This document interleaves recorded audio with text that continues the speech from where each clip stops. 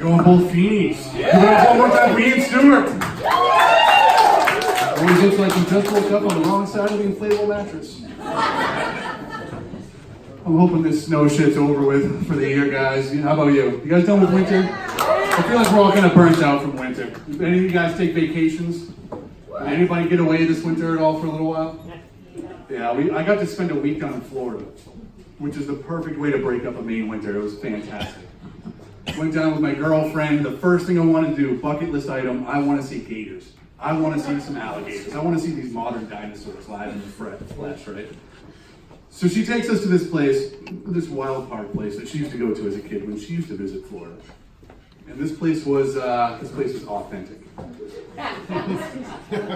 Just imagine like Crocodile Dundee meets Deliverance. You know what I mean? Kind of just going through the swamp, and all of a sudden there's just a sign. Hey, black chain link fence. We show up. I'm like, I guess we're here.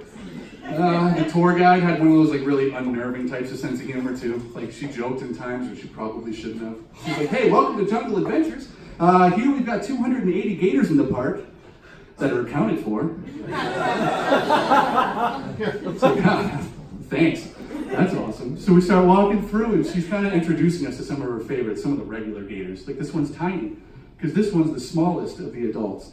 And this one's Goliath, because he measures in at 11 feet long, 600 pounds.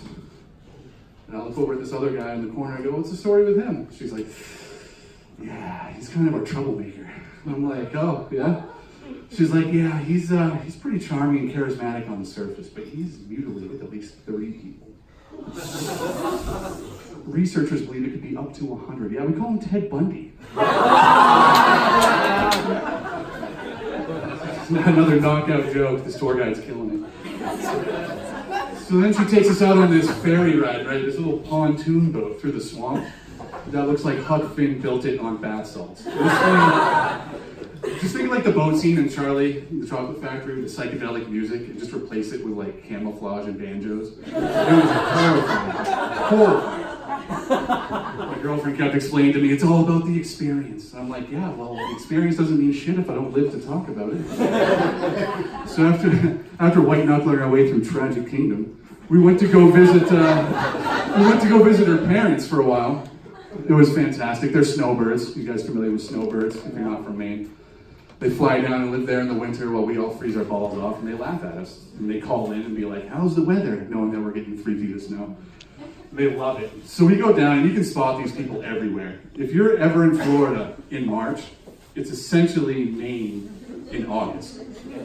You're walking through Walmart and you see people with like Sebago Lake sweatshirts when it's 85 degrees. You know what I mean? And they've got the loon on them, the big loon that says Maine above it. And they've got the white New Balance shoes and compression socks. Yeah, these people are from my neck of the woods for sure. I met this one guy that lived over by her parents, and he was washing his boat one day. And this guy was a native. And just like snowbirds, you can spot natives. And I'm telling you right now, this guy, a lot of the natives look like people from Biddeford if they'd won the lottery.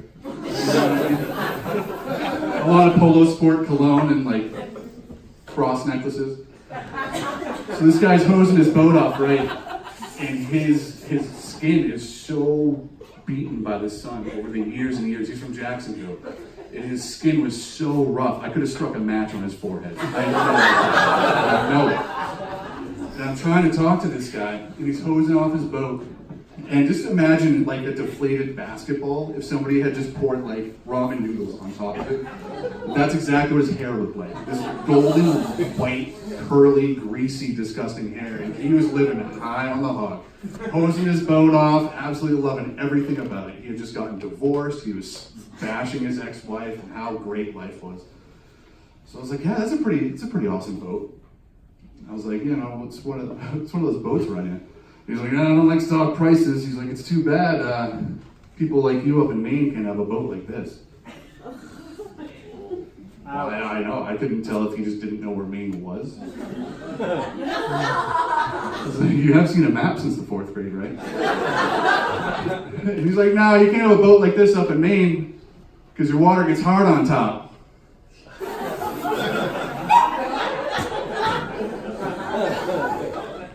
Sorry? Yeah, you know, when it gets real cold up there, you water, it all gets hard on top. You can't have a boat like this up in Maine. Wow. Yeah, he was pretty special. I'm pretty sure your wife left because she wanted something hard on top, too. Yeah, this guy was a character. This guy was a character. Any dog lovers here? Dog owners? People have dogs everywhere. That's awesome. That's awesome. My girlfriend trains dogs. Yeah, and she's traveled around the country, different courses, universities all throughout the country, and she's done a ton of work. And one thing I've learned so much about it, like for example, they teach these bomb sniffing and drug dogs in foreign languages. They don't teach them in English because they don't want to acknowledge, you know, your everyday words. Like, I'm going to have a heart attack. They don't want to hear attack and just rip someone's throat out. So our dog, we have 3 dogs at home. They can hardly sit in English. But she's got me pegged. She's got me pegged. I know how to take out the trash and to stop farting in bed. Both in German. Both in German. Yeah, she calls me an asshole. I just call her my little Rosetta Stone. It's fantastic. No, I'm proud of her though. She travels everywhere for all this stuff and all this schooling, and I'm thinking, damn. I think the only form of secondary schooling that I ever had was like Sunday school. When I was like 8 years old. You know what I mean? I mean, it was fun. I got to hang out with friends. I had to dress up, that sucked. But I got to hang out with friends in color. I mean, the stories were all bullshit. But it was a good time. You know what I mean? There were a couple of things that they used to teach us that really stuck out in my head over the years. And, you know, God sees everything. God knows how many hairs are on your head. I was like, that blew my mind at 8 years old. Blew my mind. And now I'm 33, the same age as Jesus Herbert Christ himself. And I gotta tell you, I'm not that impressed. I'm sorry, because I'm 33, even I know how many hairs are on my head. And I can even walk on water. Do you know that? You know why? Because it gets hard on top. Thank you very much.